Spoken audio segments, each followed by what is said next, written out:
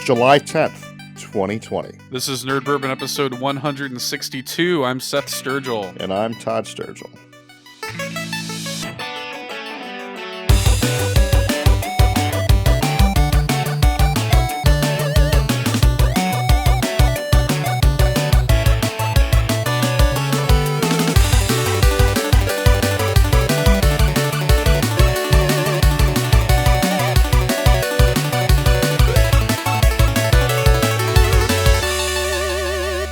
This is the episode that almost didn't happen. You guys have no idea how close it was. You'll never know how close it was. Because granted, obviously 162 would have happened, but not this version of it. Yeah, it was one of those things where we were supposed to record last night, and then schedules didn't align, and then I started drinking, and I wound up passing out and not waking up in time, and then we got together a little bit later today. It was just, we had that conversation. It's just is this the one? Is this the one we finally miss a week? I'm like, maybe. I doth say nay. Yeah. Todd, how was your 4th of July? It was actually not bad. I enjoyed it. Had some good food, I saw. Yeah, I had shish kebabs, multiple meats that really just ended up, the leftovers just ended up being a disgusting hodgepodge of just multiple meats in in naan. Oh, you made a little a little taco out of it? Yes. Just all the meats, shrimp, beef, chicken. Nice. It was I'll be honest with you, the flavors were lost. Just too much bullshit all too much bullshit thing. going on. I say it was a good thing. It was a different thing. We normally just do the standard America. Fuck yeah. Yeah, we do the typical hamburger. I had to actually ask for hamburgers. What? Yeah, 3 were made for me. The fucking audacity. Yeah, real shit. You have to ask for hamburgers on America's birthday. Fuck is this? This is America. Now let me ask you this. As a quick aside, I got into this debate the other day. When you hear the word hamburger, or even just the word burger, but hamburger specifically, are you imagining a burger with no cheese? Okay. When I say hamburger, I do think of a burger with no cheese. Uh-huh. When I say burger, I require cheese. See, for me, here's the deal. When I'm saying the word hamburger, I could understand why somebody would interpret it as a burger with no cheese. However, I will never ask for a burger with no cheese, motherfucker. Yeah, real shit. If I'm saying hamburger, just know that I mean cheeseburger. I will tell you that I did have all 3 of these hamburgers without cheese. Oh no! Solely because I was too lazy to go inside and grab cheese. That's awful. No, again, I was I was a piece of shit for wanting a fucking burger on the 4th of July, so nothing was really prepared for me. So, that's fair.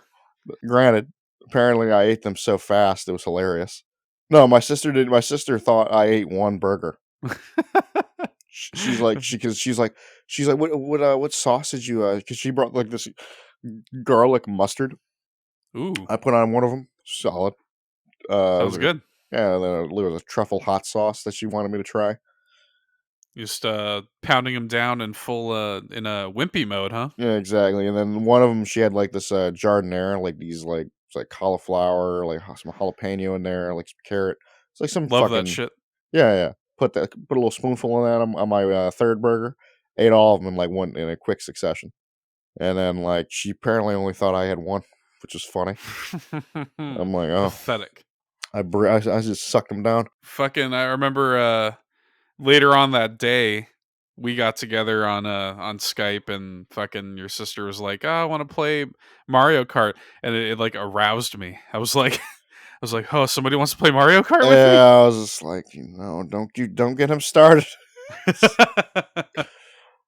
And I was like, I gave in. I gave in to the fact that it's not like I was gonna win this shit.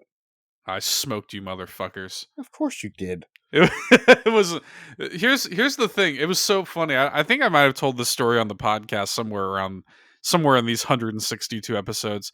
I remember I'll never forget when like I came over one time and everybody's like, "Oh, you have to play Amanda. She's so good at Mario Yeah, you Kart." beat her fucking donkey ass. And I was like, "Oh, is she good at Mario Kart? Is she like tournament good at Mario Kart?" It was pretty hilarious. So Yeah, you guys are basically just playing with each other at that point. yeah. I accepted that it was basically just a race between me and my sister. But what was funny was we were looking for games to play together, and eventually she brings up Halo, and I'm like, "Oh man, yeah, that'd be fun. Let's play Halo." But here and now, this is something I need to say before we get into this. This is the problem with modern gaming. Yeah, Right here, this is the problem with modern gaming. Modern gaming requires planning that's true. because let's just turn on an Xbox and fucking play Halo. That's not gonna happen. That's not gonna I happen. ca- I came to the realization that my Xbox had not been turned on since last October. Yes, so we both jumped on our Xbox and we both don't fucking touch. Yeah, I had a straight system update, and then I also had to update my Master Chief Collection. I just had the Master Chief Collection, but that was like a 25 gig update. I'm like, oh, Yeah, well, we're not playing Halo. granted, Xbox downloads the shit faster, but it's like, this is Even still. still, though, even still, yeah, there was just a lot.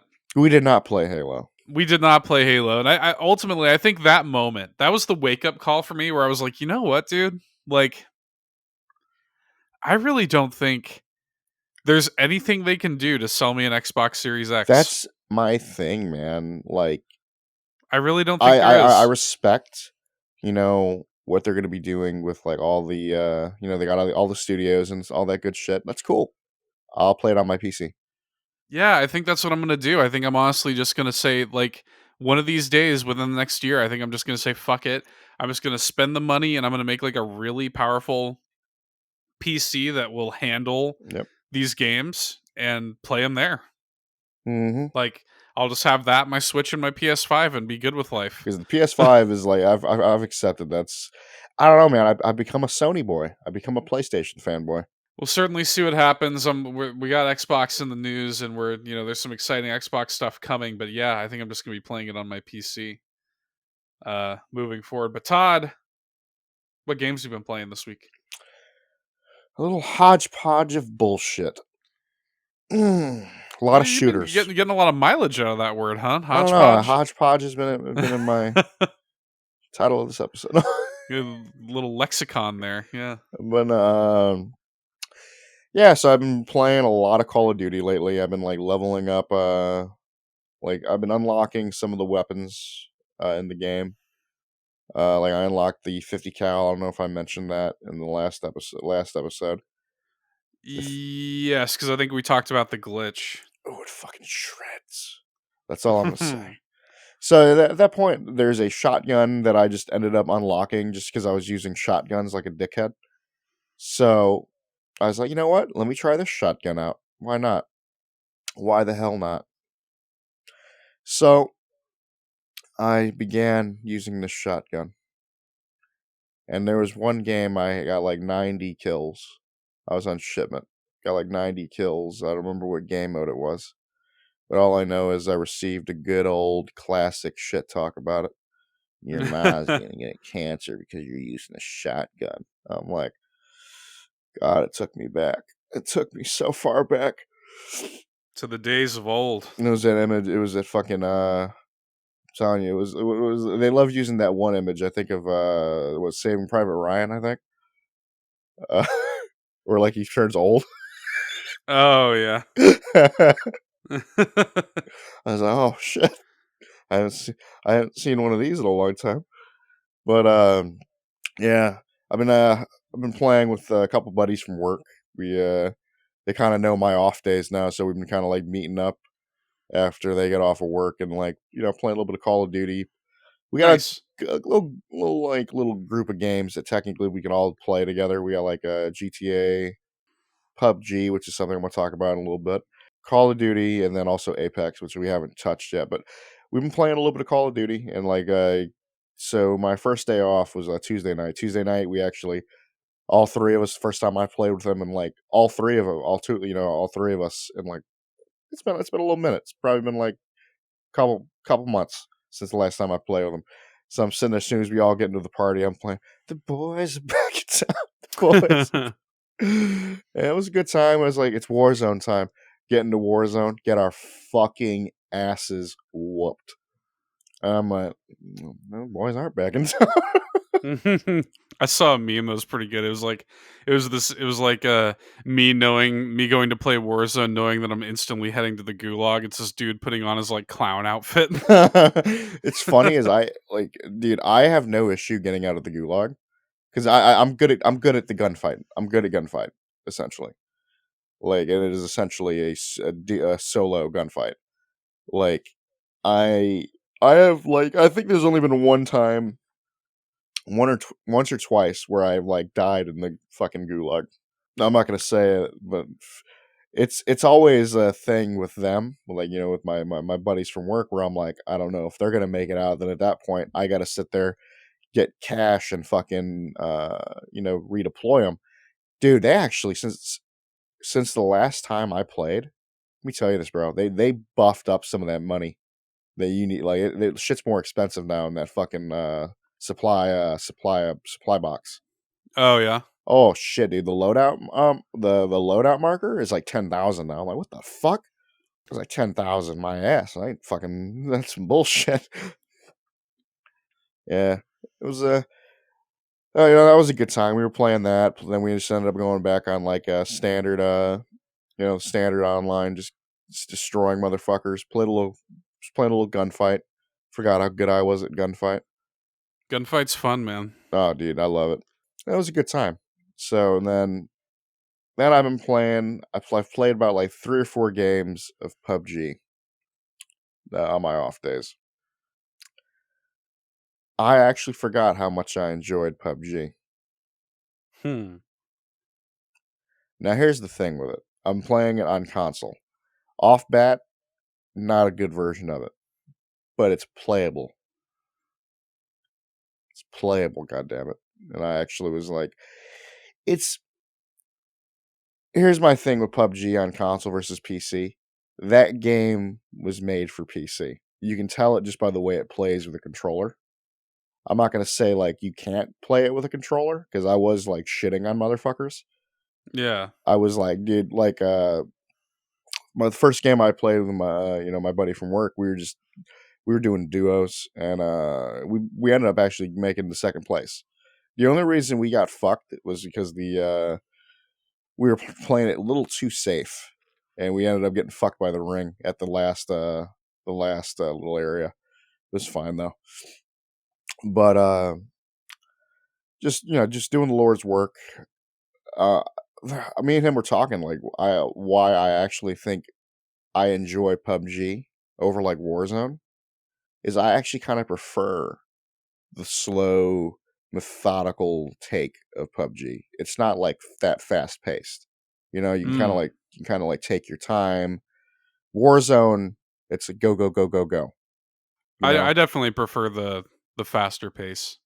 um, yes and no. Like I'm of two minds of it. Like I sometimes I can be in the mood for the faster pace, but here's my thing: if I'm going to do a faster paced battle royale, I'd rather just do Apex. I feel that. Like Apex, in my mind, does that shit the best. But if I'm wanting a slow burn, I like PUBG, and I'm honestly probably going to be. I'm probably going to keep on playing it for a little bit. Honestly, it kind of like it was scratching an itch I didn't know I had. You know what No, I'm saying? you'll be playing it. Here's the deal. You'll be playing it for the next week. Yeah, I'll be playing it until Tsushima. Motherfucker, that's all I'm doing right now. I like how you were waiting there like a fucking hawk. I was Like, waiting like the Ghost of Tsushima. yeah. Yeah, I know this. I know that I'm basically killing time for that fucking game That's to it. come That's out. all it is. Then I will escape into that game. Well, in my little world of fucking just anxiety and fucking stress, I've been losing myself in a few different ways. So this is gonna be weird. This is gonna you're gonna have to like do a little spit take here. I've been playing my 3DS this week. Fuck is wrong with you?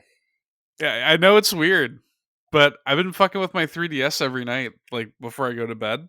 Because here's the deal: we're coming up on the 20th anniversary of the North American release of Majora's Mask, Mm-hmm. and I'm wanting to replay the game to prepare myself because I'm planning on doing a big retrospective on it on my Nintendo podcast. So I'm kind of wanting to do like a big kind of meaty retrospective, and I want to just refresh myself. So every night I've been playing like an hour or so of Majora's Mask on my 3DS. And I just kind of forgot like how much I like my 3DS. I'm like, man, it's kind of a damn shame that like it's dated. I mean, the system's almost 10 years old now.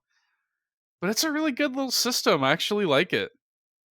And like the Majora's Mask 3D port is really good, and I just forgot about all the virtual console games I have on there, and there's like some really great shit on 3DS. I've been kind of having fun like playing with it again. I also wanted to give a shout out really quickly to. Are you familiar with Ikaruga? I think I showed you this at that arcade we went to in Chicago. Maybe. It's a shmup, right? It's the one. It's probably the most famous shmup of all time, where you switch polarities. Mm-hmm. Yeah. So that's on Switch, and I've had it for a while, but I've been playing that recently because I forgot that a while ago I bought this like Switch accessory called the Flip Grip. And essentially what it is, it's like an independently made accessory, and you stick your Switch into it, and it allows you to play games like that vertically. So basically I can play Ikaruga as if it were like an arcade cabinet.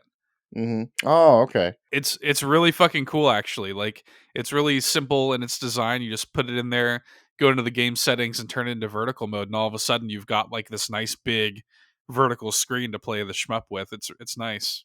So I've been fucking with that. Shout out to Flip Grip. I think you can pick it up for like $12 on Fangamer or something like that.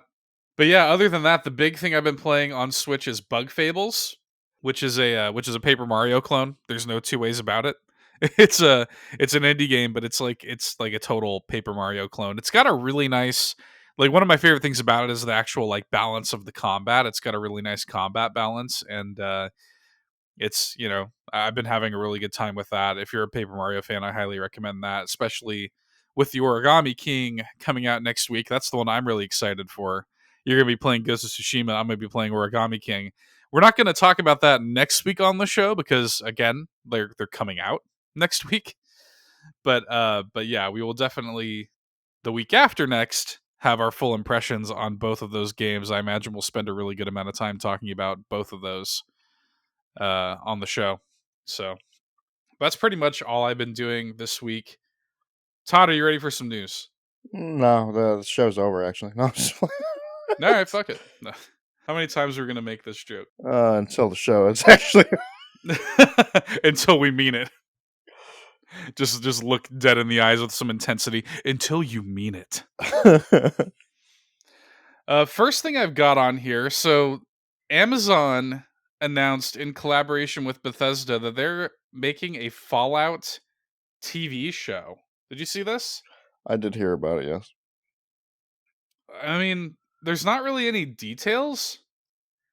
It's from the creators of Westworld, I guess, which No, is I hear that's a good show. no. Here's my thing. Who the fuck asked for this? I think Fallout's good, is pretty good fodder for a TV show. It's me post-apocalyptic bullshit. What I'm curious about is what direction they're going to go with it, because like it's not like you can follow a player Well, character. here's my thing. Touch on shit we haven't seen in the games. Show me post-apocalyptic, some other like the Midwest that we haven't seen.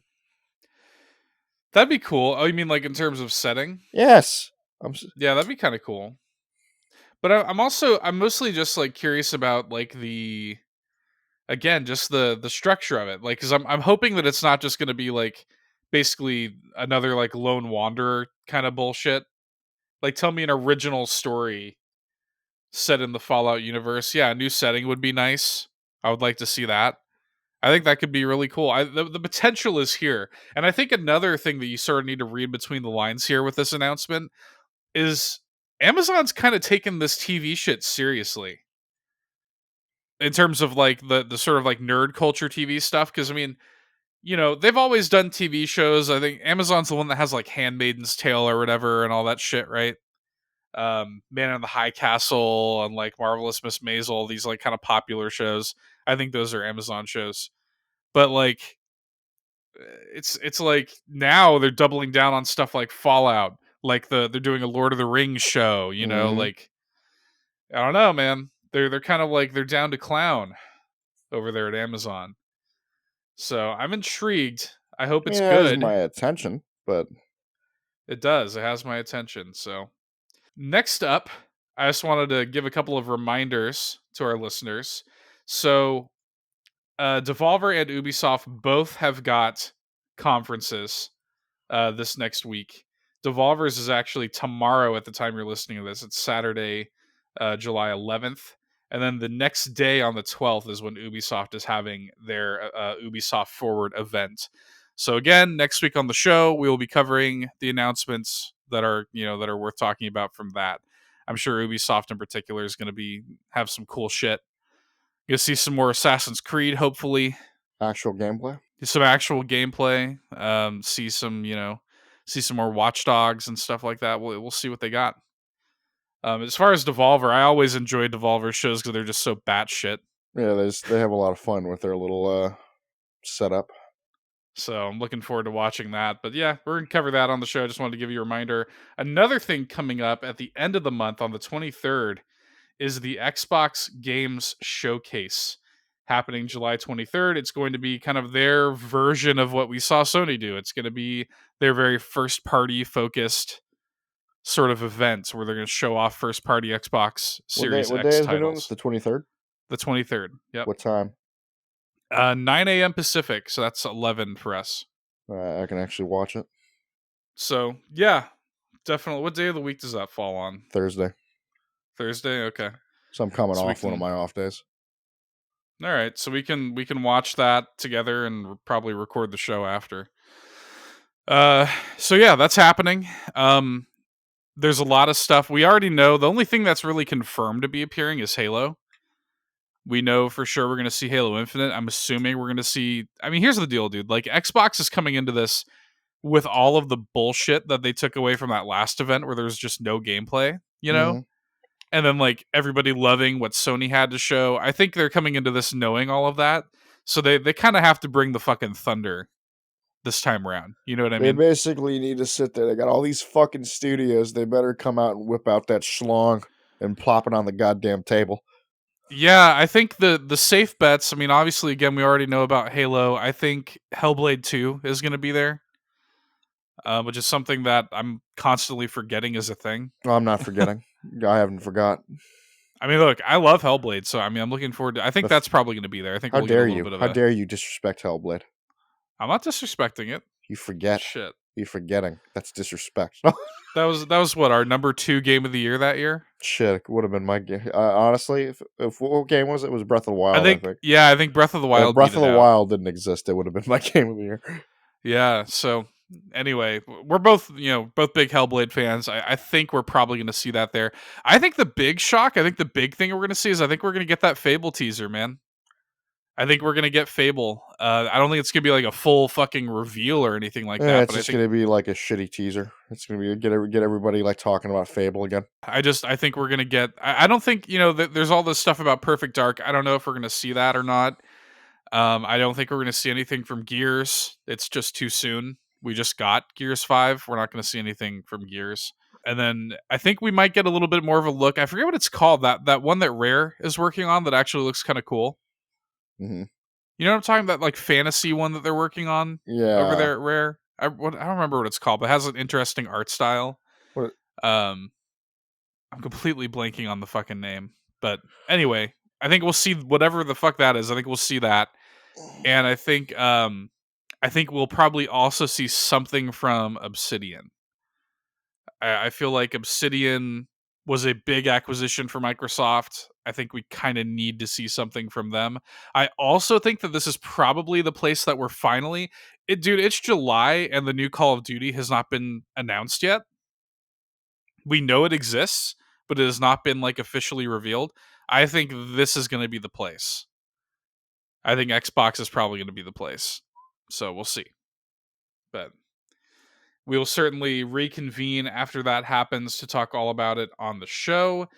Also, in the realm of Xbox, there are the rumors going around that we talked about how WB is looking the AT&T is looking to kind of sell off the WB Games division. Well, apparently Microsoft is a very interested party. Of course they fucking are. Greedy little fucks.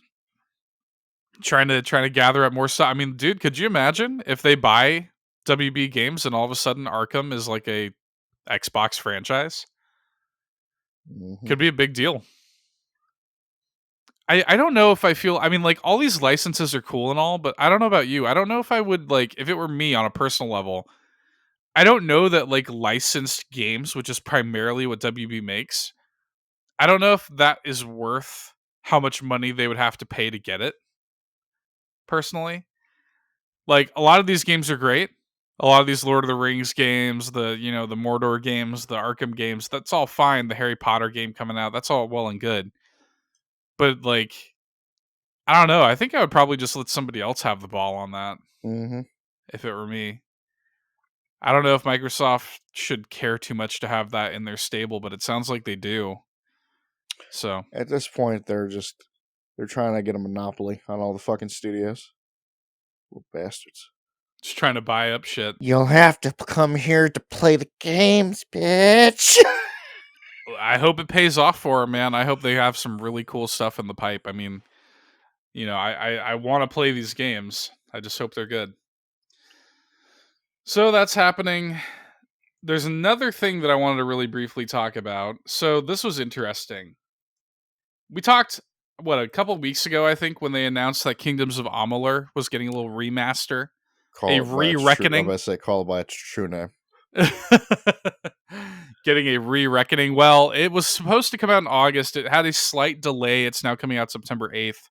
But the really interesting thing here is really two things. A, they have an expansion coming in 2021. They've got that coming out. So an expansion for a remaster of a game, like new content. That's already really weird, right? It's also exciting. Yeah, it could be, right? I mean, it definitely, I think that there's potential for that to be exciting. We don't really know anything about it. But, I mean, I love Amalur. I want more Amalur. I'm happy to get more Amalur. But the thing that I find very weird about this is that I'm like, you guys haven't announced like next gen versions of this yet? It's coming out in September. Yeah. Because here's my thing. I don't really want to pick up anything on my fucking PS4 past the Ghost of Tsushima. Yeah, I mean, like, look, it's gonna be the PS5 is gonna be backwards compatible, so like you're still gonna be able to play it on there. But like, I I'm a little shocked that they're not just gonna do like a hey, we'll up-res this or we'll have it run better or whatever for PS5 and just like release another SKU, get more money. It just seems strange to me. I don't know. Cause yeah, like you, like there in 2021, there's a 0% chance I'm going to be playing PS4 games. Exactly. Just FYI, that's just not going to happen. Mm-hmm. So that was strange to me, but I'm looking forward to it. I'm glad that Kurt Schilling isn't going to see a fucking dime from this. That makes me happy. Do you know the story behind this game? How how he fucked that game over, basically? I know the basics. Yes. Essentially, just for the listeners at home, Kurt Schilling, like ex-baseball player, starts up this company and pitches this game to EA, who picks up the publishing rights, but they're like, hey, we're going to cover the marketing for this. We'll put our marketing force behind it, but we're not going to dump a ton of money into the actual production. You're going to have to cover a lot of that yourself. We'll put a little bit of money into it, but we're going to need you to play ball with us a little bit. So Kurt Schilling goes to the state of Rhode Island, which is where they're developing the game, and he borrows money from the state. And he essentially makes the deal of like, hey, if we do not turn enough profit to pay back this loan, you can take the rights to the IP. So he borrows like millions of dollars from the state of Rhode Island. And the game, it did okay. The game actually, for a new IP, that's what you got to understand. For a new IP, Amalur actually did appreciable. Like, it didn't sell like a cajillion copies, but it did all right for itself for being a brand new IP. And so it didn't turn a profit though, and it didn't turn enough of a profit to pay back the debt. And so until THQ Nordic bought it back, Rhode Island has owned the IP this entire time. So yeah. So that's basically what's been going on with the Amalur IP. And they were working on an MMO and stuff like that, which would have been really cool. Like, there's actually, you can go online and find footage of the MMO, and it was gonna actually, because one of my favorite things about Amalur is the combat. Oh, dude, the combat's great. The kind of like fast paced, fluid, like hack and slash combat. This MMO was gonna have combat like that, so it would have instantly had the best MMO combat probably of all time. So it would have been cool. But anyway, I implore you guys, if you're listening to this, if you like open world action RPGs, when this comes out, put your money to it, man. Like, pick it up. Like, I just want to buy this game to support it. Yeah, essentially. I want to see more Amalur. You know what I mean? I don't know if I'm gonna have another 100 hours laying around to play through the game, but I'm gonna I'm buy more it to than likely support it. I'm gonna buy it to support it. I mean, you got to send that message loud and clear that we want more Amalur. It's basically how I handle Dragon's Dogma at this point. Yeah, and I think it's only going to be $40. You know what I mean? So just like, I don't know. I really, I can't recommend that game highly enough if you like action RPGs. It was really cool. Last thing that I want to touch on here in the news drop before we move on. Earlier this morning, at the time of this recording, we got our first look at the PS5 box art. The sort of what the PS5 boxes are going to look like on the shelves. Because they revealed the box art for the Miles Morales Spider-Man game. It's not that much different. It's basically identical. Except for the white thing where the PS5 is. Yeah, the header is white rather than blue. Yeah. Otherwise, it's exactly the same. So, I don't know, man. I don't like it. Well, it's a good thing I don't go fucking physical. Talking to Dan about this morning, where I was like, I mean, I'm never gonna buy a physical box of a PS5 game, but I don't like it. I understand why they did it this way, right? Because the whole thing with the system is white. So like, you want to have the white and the blue because that's kind of the colors of the system. Blah, blah. I get it, right? I totally get it. But like, to me, it doesn't read any differently than PS4. Like, it just looks like you're doing PS4 again with white versus blue. That's all it is. That's literally all it is. You know what I preferred? You know what I would have liked is if the actual case was like black with a white header. Yeah, that would have looked way cleaner. I would have preferred that too. Because it's the blue. I get the whole blue, but like, it's more of a black and white console, anyways, or a white and black console. Yeah, so, I don't know. I think it would have looked cleaner with the white header with a black case. Yeah, I tend to agree. I don't know. It just kind of bums me out. The plastic of these cases. I mean, if you color it black, if you color it blue, it doesn't fucking matter. You're paying for it one way or another. The colored plastic is not any more or less expensive than the other colored plastic. You know what I mean? So I don't know. It is what it is. I buy my games digitally anyway. It really doesn't concern me, but I still thought it was kind of interesting. Anyway, Todd, I don't know about you, but I'm thirsty. I want to step into the cantina. So go ahead and reveal yours. Borderlands 2. Okay. My game is Ocarina of Time. All right. Oh man. How do we spin this one? How do you spin Ocarina of Time in Borderlands 2? I don't know. I honestly don't know. This stumps me. Because the thing when you're approaching these scenarios, and I just want to stress for the listeners at home, we really don't know what we're gonna say. This is completely improv when we do this segment. So there's no pre-planning whatsoever.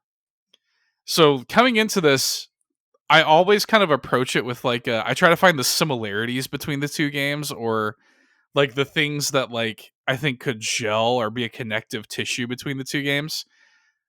The thing that sort of that instantly called my, you remember when we were playing Borderlands 2 with Dan, Yeah, yeah, and you and I were like so familiar with the game that we just sort of tuned out most of the dialogue and stuff like that, but he was like, "Man, this game never shuts up."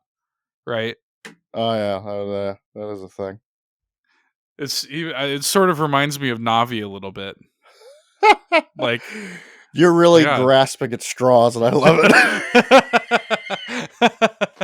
Otherwise, the only other connective tissue that I'm thinking of is like maybe like we can mix in something with the Gerudo Desert and like the post-apocalyptic Pandora, or maybe there's something that we can do involving like involving some of the characters. Is there connective tissue we could do with the characters I don't, maybe? I don't know, man. This is a.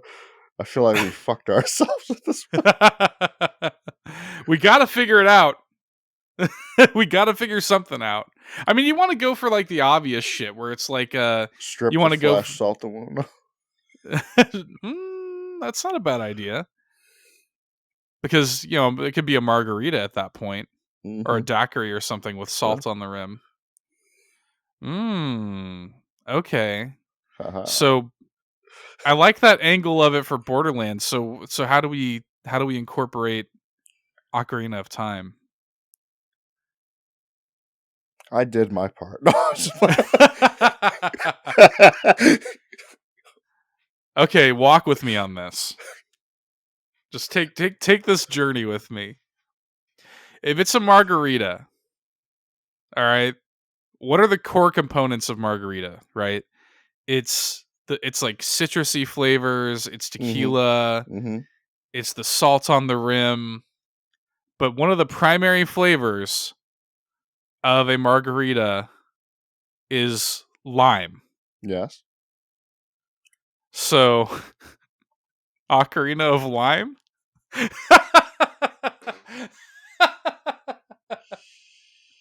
uh, So you know how shitty that was when you said it. well, and you know, the drink could be green, so it sort of looks like Link's tunic. Yeah. Yeah, buddy. There could be like a What does the ocarina come in? I don't know, man. I'm just spitballing here. See.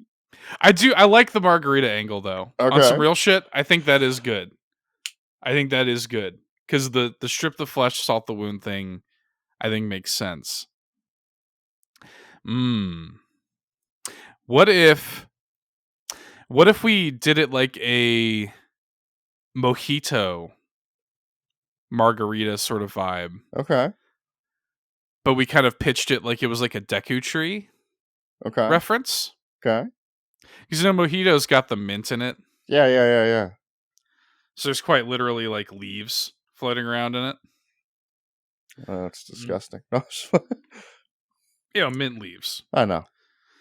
But yeah, this one is so tough. The name is going to be a bitch. Oh no, it's not. We can get as garbage as we want with the name. But you know, typically the a mojito uses rum, but it does still incorporate like the lime and stuff like that. We can do whatever the fuck we want, all right? We don't Okay, need to use rum. true. I guess we could make a mojito with tequila Exactly. and then still have the salt. Exactly. I'm just like, you son of a bitch. I'm in, basically. No, I want some flesh. Oh, ew. Maybe this is what we do. Maybe we make it a margarita, but fuck the mojito thing. What we can do, this has a dual meaning. We can take actual peel of lime, the The flesh flesh. as it were of Yes. the lime, Yes, yes. and we can put that in there, and it sort of invokes that same kind of fallen leaves thing. Strip the flesh, salt the wound. Yes. It's just like, and it's like it's like stripping the flesh of the lime and putting the actual peel of the lime inside of the margarita, Yes. and it sort of invokes that, like I said, like that foresty deku tree thing, and having the salt on the rim of the glass. So just for the sake of ingredients, I mean, this is essentially a margarita with extra steps. Yeah, essentially.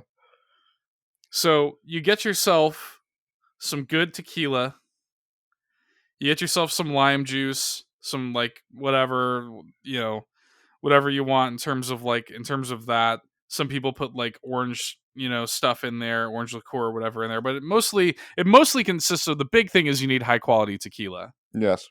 and fresh lime juice. Then you take the lime and you get the peels of it inside there, and it's on the rocks, of course. A little bit of simple syrup. Mm-hmm. You Like it. have your lime peel floating around in there. You rim the glass with salt. Salting the wound. Your salt. You have now stripped the flesh. You have salted the wound. The only thing left to do. Maybe we should even put maybe like one orange peel in there, just to give it that little Borderlandsy. You know what I mean? Eh, Kind of a give it a little bit of a vibe. little more of a color. A little more color. Yeah, give it a I little bit like of it. a vibe to it. I like it. And then all that leaves is the title. Psycho's Ocarina of Lime. I don't know. Fuck it. Bullshit. Psycho's Ocarina of Lime. I like it. We'll go with that. That's Cantina Mix for this week, folks. Basically, a glorified margarita with some bullshit floating around in there. This is definitely some bullshit. We never promised it was going to be good. That's true. We never promised it was going to be good. We promised a drink.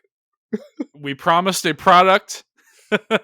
As always, you can find the full ingredients list in the episode description. Not portions. If you end up making it. Yeah, not portions. We don't know portions. We're not smart enough for that. That's up to you. If you wind up making it, let us know. Send in a picture. Shoot it to us on Facebook or something, and I would love to see it. So that's been Cantina Mix for the week. Todd, are you ready to end the show this week with the Brendan Fraser quote of the week? I'm always ready to hear hear his quotes, hear his words. This is the first time that this week's Brendan Fraser quote of the week actually does not come from Brendan Fraser.